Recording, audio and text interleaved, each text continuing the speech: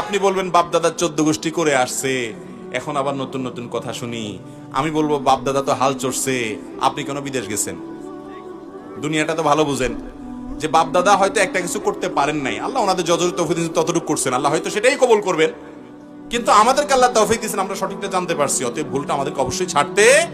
আমাদের বাপ দাদারা বেশিরভাগ ভালো কাজ করছেন আলহামদুলিল্লাহ, দু চারটা মানুষ হিসেবে তাদের ভুল হয়েছে, আমাদেরও ভুল হচ্ছে কিছু, হয়তো আমাদের পরবর্তী প্রজন্ম ছেলেমেয়েরা এসে ধরবে যে আমাদের অমুক হুজুরে অমুক বাপে এটা ভুল বলে গেছে। যদি ধরে করোনা দিসালকে ভুল প্রমাণ হয়, তাহলে আমাদেরটাও বাদ দিবেন, যেটা সঠিক করোনা দিসালটা গ্রহণ করবেন।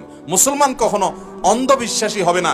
দলিল কোরআন হাদিসের দলিলের বাইরে গিয়ে বাপ দাদার 14 গোষ্ঠী করে আসছে, ওই অজুহাত দিয়া মুসলমান কখনো ভুলভাল কিছু করতে পারে। মক্কার মুশরিকরা এই কথা বলতো, যখনই আমাদের নবীজি তাদেরকে বলতো একত্ববাদে আসো, তাওহীদে আসো, তারা বলতো যে আমরা আমাদের বাপদাদাকে যে অবস্থা দেখেছি মা আলফাইনা আলাইহি আবাআনা, আমরা সেটা ধরে রাখবো। এটা কোনো ভালো কথা না। বাপদাদা যদি ভালো কিছু রেখে যান সেটা ধরে রাখতে হবে।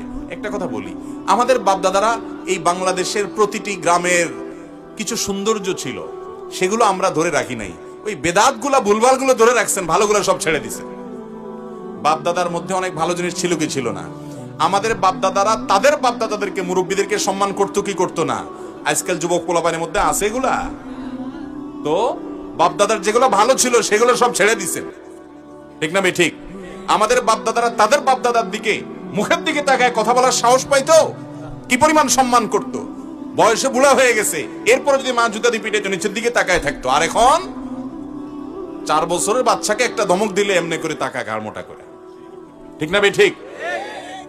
বাংলাদেশে মানুষের কিছু সামাজিক সৌন্দর্য ছিল, সেগুলো হারিয়ে গেছে ভাইরা আমার, নষ্ট হয়ে গেছে আমাদের যুব সমাজ, তারা বকে যাচ্ছে। অতএব বাপ দাদার ভালোগুলোকে আমরা ধারণ করে রাখবো ইনশাআল্লাহ। তবে তাদের ভুল ভাল কিছু থাকলে, তারা মানুষ ছিলেন, ভুলের ঊর্ধ্বে না, সেগুলো আমরা গ্রহণ করব না।